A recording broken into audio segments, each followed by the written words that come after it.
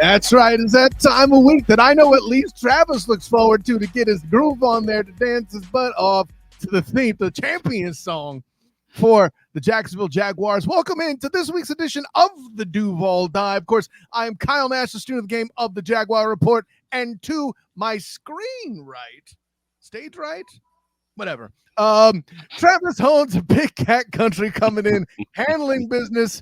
And let me be among the first to wish you a happy Halloween, sir. Oh, thank you. It is my favorite holiday.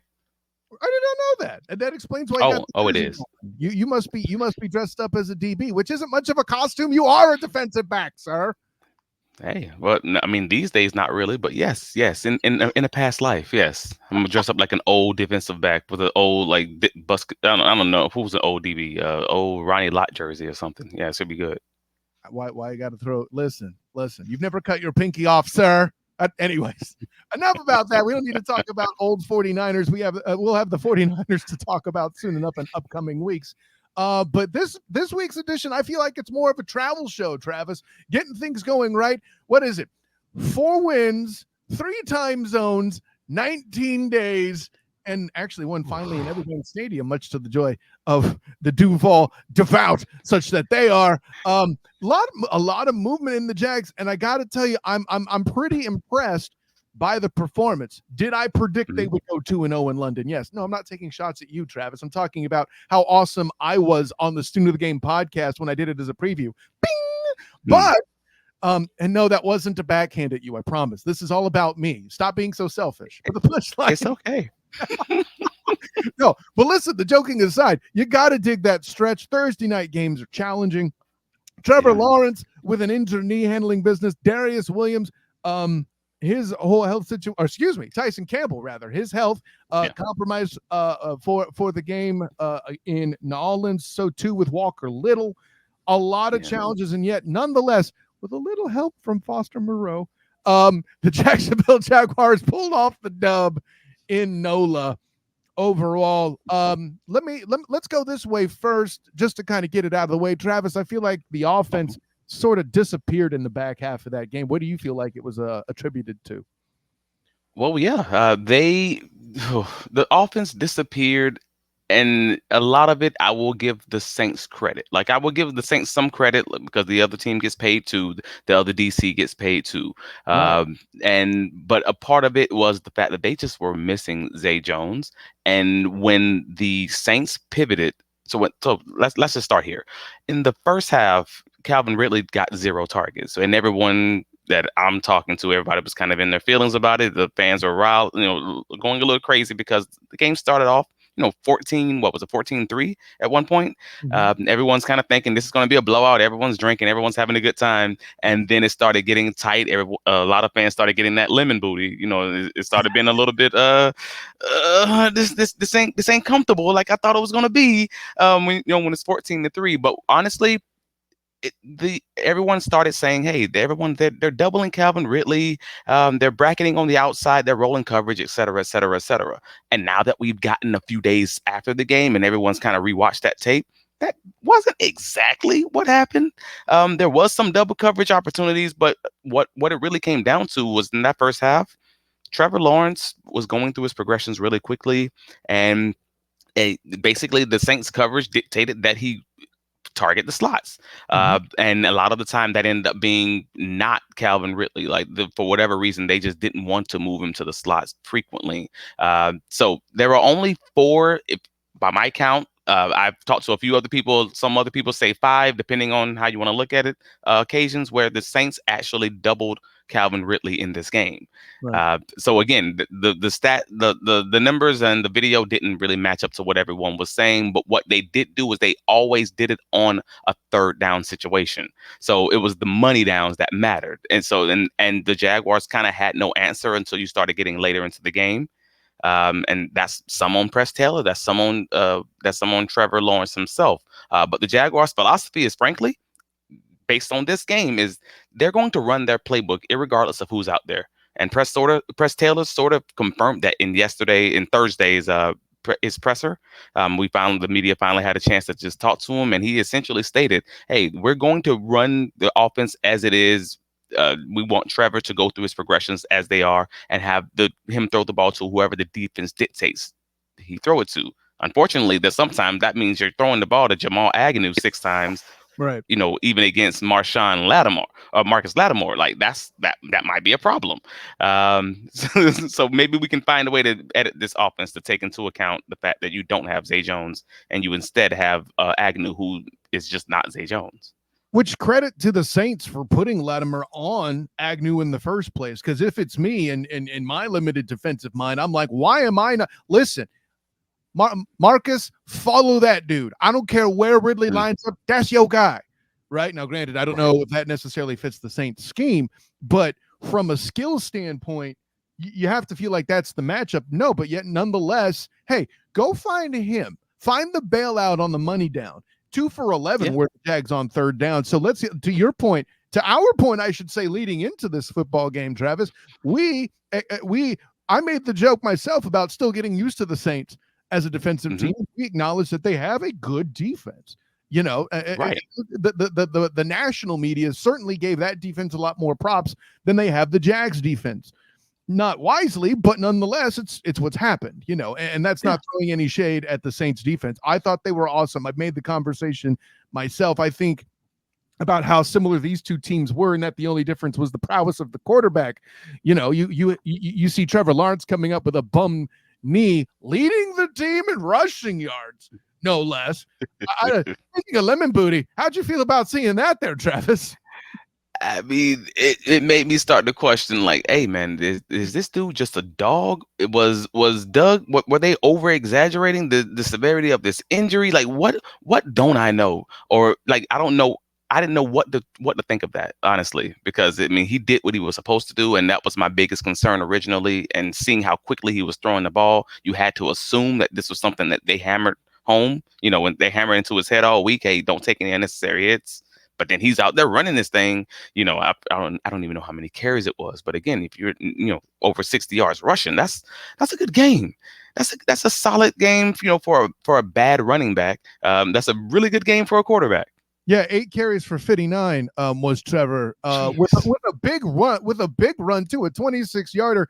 And at no point do you feel like he was necessarily welcoming contact. He continued to be safe running with the football throughout the game, just like we've come to know and love lately here in this 2023 season. But I'll add this bit of pepper on it too. I with what interactions I've had with Trevor, he has that capability to lock in and get robotic until it's time to celebrate.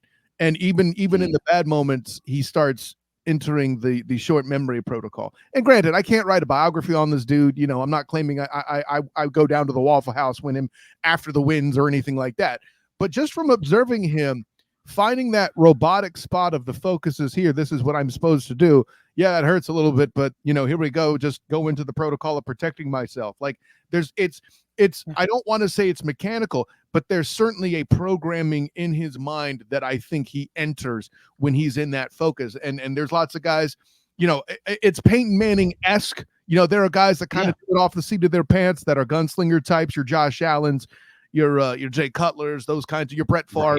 Right. There are more robotic dudes who like Peyton Manning, Trevor. No, I agree. There are good versions like Peyton Manning, like on occasion a Josh Allen, and then there are bad versions like Jay Cutler, like the same guys who are super robotic and they don't do it the right way, or they don't end up resulting in a good leader as far as that piece of it. And Trevor seems to do it the right way. I can argue that's an Aaron Charles Rodgers in his later package, Yeah. There you go. I've made the comp to a young Aaron Charles Rodgers with Trevor Lawrence there. So, take that for what you will. But enough. I think those generally handle the bad. I get the Calvin. Looking at the numbers, the Calvin Ridley criticism is a head turner.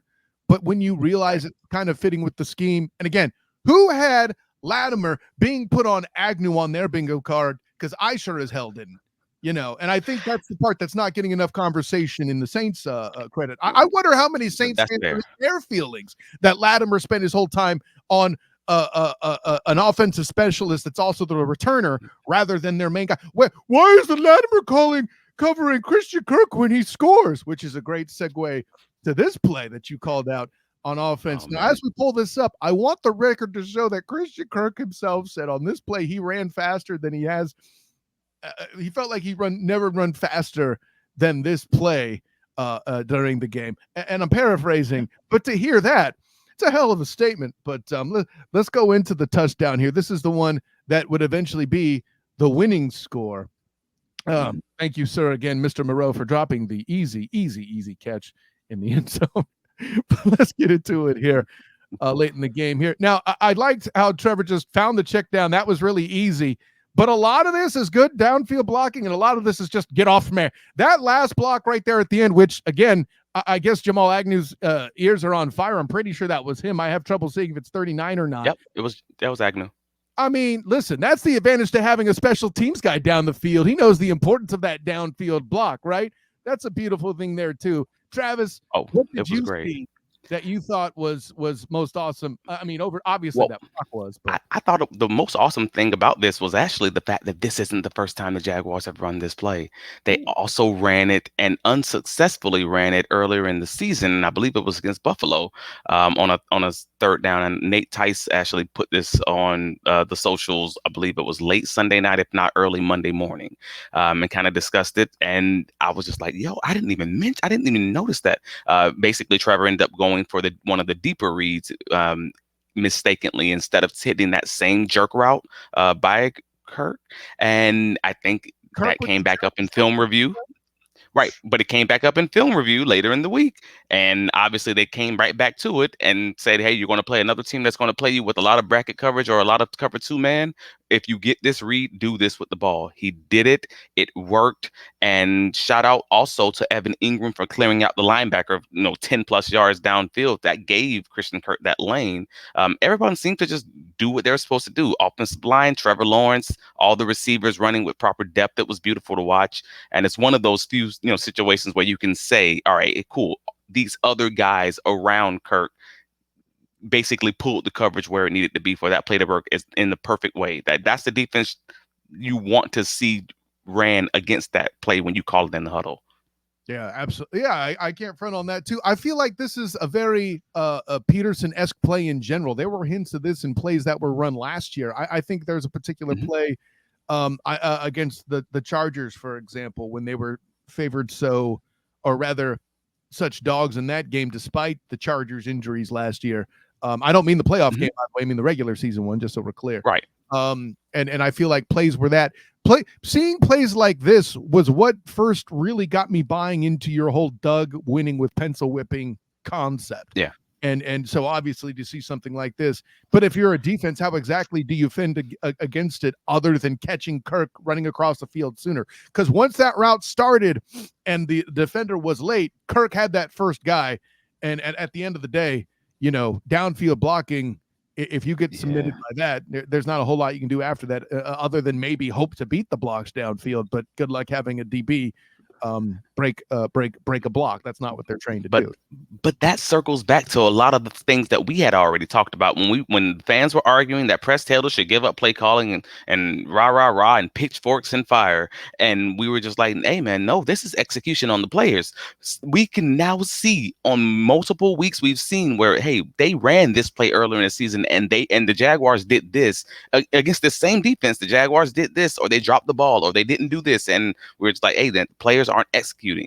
And now we're seeing some of the same plays be ran and now are actually being executed. And instead of it being a third down drop or a third down, or a fourth down turnover on downs, we're getting, 50-yard touchdowns. Literally this exact same play, but it's just being executed and everything's being done on time. Yeah, no, fair enough. And I'll add this too. It's a little fascinating that while the Jags managed 100 yards rushing overall, the running backs themselves mostly contained. Again, Trevor Lawrence doing his job when the play breaks down to get a few extra yards here or there, or even extend long runs to set up scoring opportunities such as they were too. So certainly interesting. I don't feel like the Jags defense knew what to do with Taysom Hill. Go ahead and make your point, and then we'll move to that. Well, no. It's just this is something that we brought up a few weeks ago about Trevor's running ability and how at one point or another it sounded like it was something that must have been mentioned by the coaching staff. Yeah. And that he was actively looking for those opportunities. 1, 2, 3 reads not there, I'm taking off. And he's been doing that now for the last 3 weeks. That it's like, okay, so this is that new Josh Allen-esque, Buffalo Bills Josh Allen-esque kind of thing, where he's, hey, if these reads aren't there, I'm taking off. And it's working very well. And again, he's averaging more than 5 yards to carry. And not only that, he's still not taking the hits that you want to make sure you're protecting your quarterback. And at the same time, it's also still helping the overall team. So it's a good situation. It's a great situation. And whoever brought it up has been working pretty well for him. Again, just keep the Prince healthy. But yeah. Hey, listen, it's ironic you mentioned the Prince as you bring that tee up, because throughout their stay at England, we were talking about Trevor Lawrence running the ball being an essential element. And also, that's a great dad joke set up. Thank you, Travis.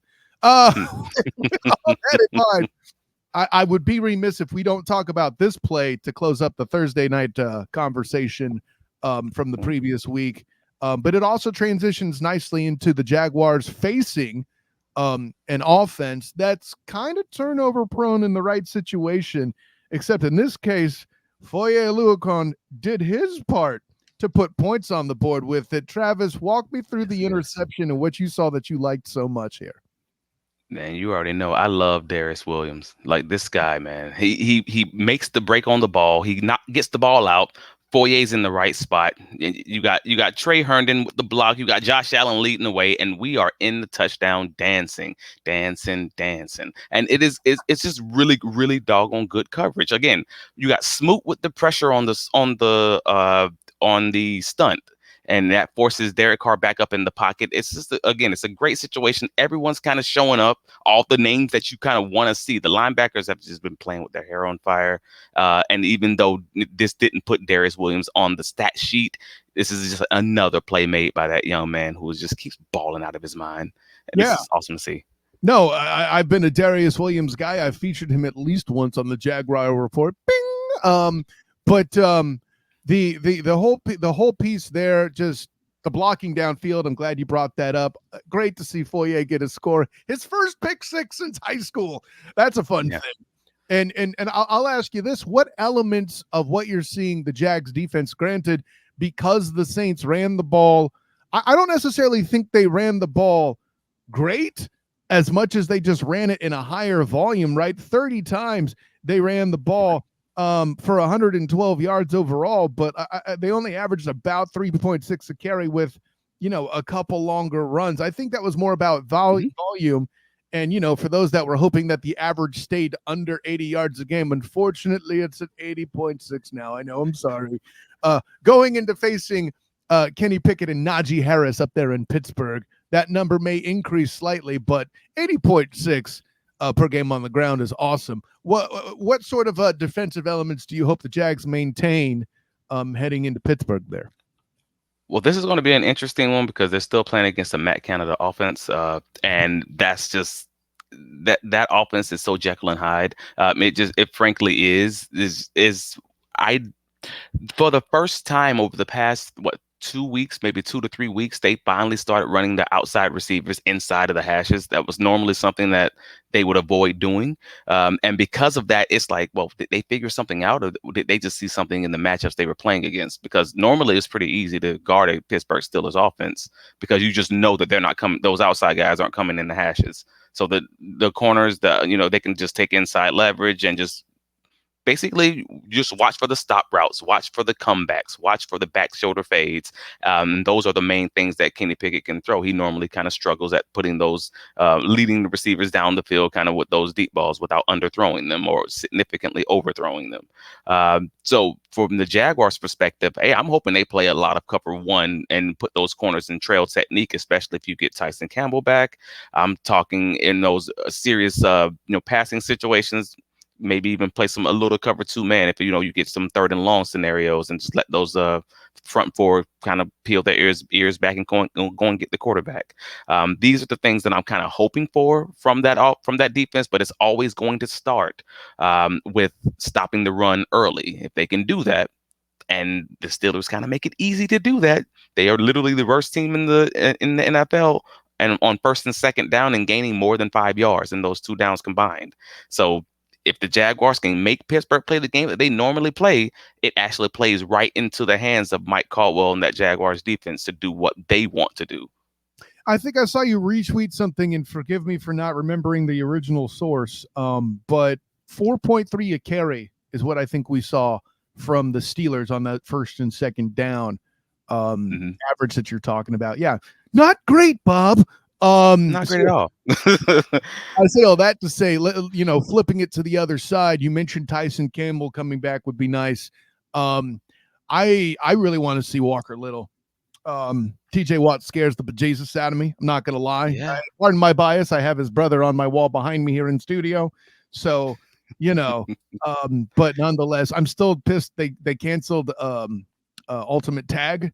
I loved watching that with my daughter and getting the opportunity to introduce her to the Watt brothers that way. So bring it back, Netflix. Step your game up. But all that to be said, listen, well, that was actually one of my but if you don't mind me, that was actually one of my concerns, because the Jaguars were a top 5 team this season, and as far as leaving their tackles, whether it's Walker Little at the time or whether it's Cam Robinson or Harrison, leaving them on an island, leaving them in isolation, basically against defensive tackles, and that became an issue, obviously, in the Colts game, the first Colts game. That became an issue in the Chiefs game against Chris Jones. Mm-hmm. I wonder if Press Taylor, if Doug Peterson learned something from that, because that might have been the difference in the game. And I'm wondering if maybe they would treat this a little bit different, because frankly, TJ Watt is a game wrecker. So will he leave them on an island? Will he this game start chipping a little bit more, or maybe running a little bit more 2 tight end sets, 12 personnel, to allow Brendan Strange or Luke Farrell to just chip away at TJ and help his quarterback out? Well, yeah, you mentioned the name. I was going to use the dad joke to sound even smarter, but yeah, if they opted to chip at TJ Watt, that wouldn't be a very strange game plan at all. Anyways, so the trouble with haters, Travis, they're going to hate. Anyways, no, but yeah, I agree with all the above. It would be interesting to see. And listen, as much as we talk about those moments with Harrison struggling as a rookie, he's doing a damn fine job. If linemen got actual recognition for what they're doing, he would be a Rookie of the Year candidate. But even if they did, it's hard to pick against C.J. Stroud this year. Somebody much to the chagrin of Duval Devout every year, I think they're going to be seeing for many years to come. But with all that in mind, hey man, listen, I 100% agree with the damage that Watt does, and that's to take nothing away from his supporting cast. Like I said, Minkah Fitzpatrick. I'm not going to say he was robbed of his Defensive Player of the Year as a rookie Defensive Player of the Year, I should say. Derwin James is an awesome player. I wasn't mad at him getting it, but Minkah Fitzpatrick was my Defensive Rookie of the Year back in Miami. Granted, I paid a lot more attention to him directly because I was writing for the Dolphins Wire at the time. But listen, I think the Steelers aren't an easy out. And if you make mistakes early, if you let George Pickens beat you the way Tank Dell did over the top a couple times, you could lose this football game on the road. Oh, absolutely. No, this is the Mike Tomlin team. Like, let's just start there. They're basically the same thing, and not exactly the same, but you get what I mean. Like they're like White Mike, which is that's Mike Baberill in Tennessee. They're death, taxes, and 500. Like, this is going to be a disciplined team. They are not going to turn the ball over much. Like the Steelers and the Jaguars are actually tied with turnover differential at +6.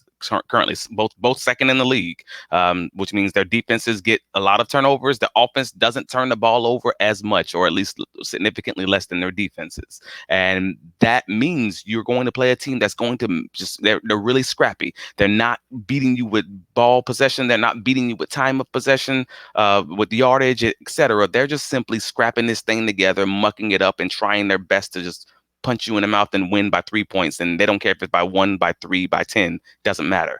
So this is not, to your original point, this is not a gimme game at all. And these are two teams who have really good defenses, and they're going to try to keep you in a low scoring game. So it's going to be real interesting to see who protects the ball the best. And hopefully that ends up being the Jaguars. Yeah, right. At the end of the day, I'm with that too. Protecting the football is certainly going to be a larger element in this game than perhaps any of the others. I would even possibly include the Saints game, even though that you could argue the game-breaking play there was Foye Oluokun taking care of getting those points on the board. What an effort too to leap into the end zone at the end. That's one of those where I wish I was there at the game because it wasn't at Everbank, it was over there at the Superdome. I wish I would have been there to ask him some or hear some questions asked of him about that play. That certainly been an awesome interaction.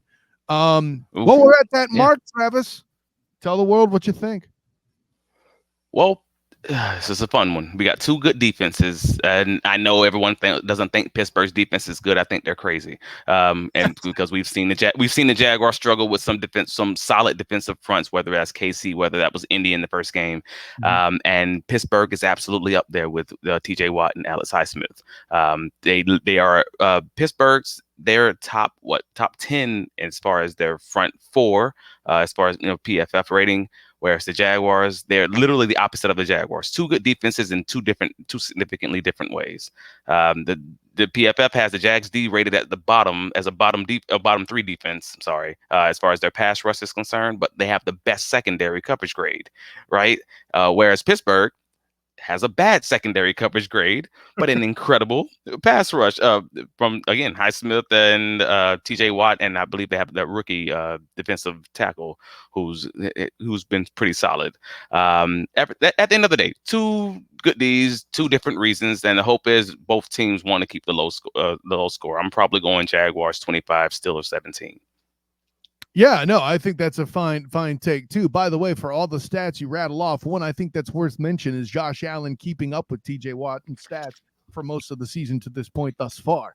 Yeah, and it's interesting to see for all the banging that experts, and I'm gonna put that in air quotes, do on the Jags pass rush, such as they are.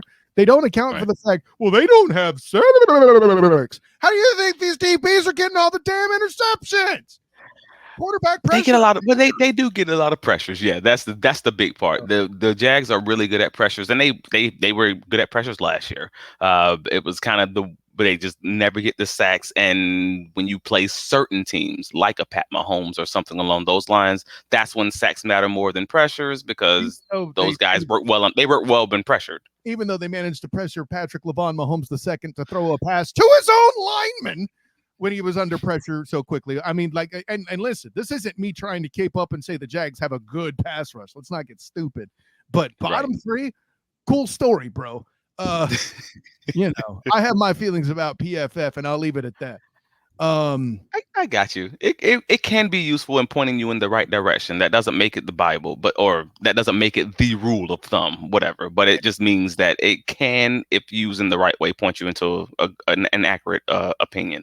I'll say it this: when it comes to the Church of the Duval Devout, make sure you say it loud enough for the rear pews, my guy. Anyway, Holmes, tell the world where you could be found, my good friend. Oh man, I can be found on all the socials at Travis D Holmes, whether that's Facebook, Threads, Twitter, X, whatever you want to call it, depending on how ancient you are these days. And you can find my writings on bitcatcountry.com. We just posted if you're watching this on Friday, we posted this on Thursday, the press recap for Mike Caldwell and Press Taylor, kind of talking about getting Calvin Ridley the ball, getting him more involved, and kind of what we just discussed earlier, just referencing the different ways that the Jaguars kind of want to run that offense and the effect of Zay Jones not being in the game. So stay tuned for that injury report on Friday, and feel free to hit me up on Twitter. We'll talk and we'll chop it up. I appreciate you. The injury report. Yeah, that sounds like a bing if I ever heard one. Anyways, of course, I am Kyle Nash, the student of the game. You can find me on the Jaguar Report of SI. Of course, I do my thing as well, writing for the 3-point conversion and covering UCF football with the Black and Gold Banneret. Also, look out for some of my action covering the Orlando Magic season opener this past Wednesday. I was in a hizzy. You may have noticed it was a pre-record this past week for the Student of the Game podcast that I also do as well. Let's see, SOTG Twitter, the SOTG Threads, the SOTG Instagram, Facebook, Student of the Game, all that with the socials. But with all that in mind, many thanks to my good friend, Travis Holmes of Big Cat Country, the champion that he is. Of course, I am Kyle Nash, the Student of the Game. But until next time, my friends, an honor, joy, and privilege to do this for you every week. But class dismissed. Wait, gotta play that theme music. Come on. Like in my Deion Sanders voice, play my theme music. Come on. I tried to host the show. It just doesn't work.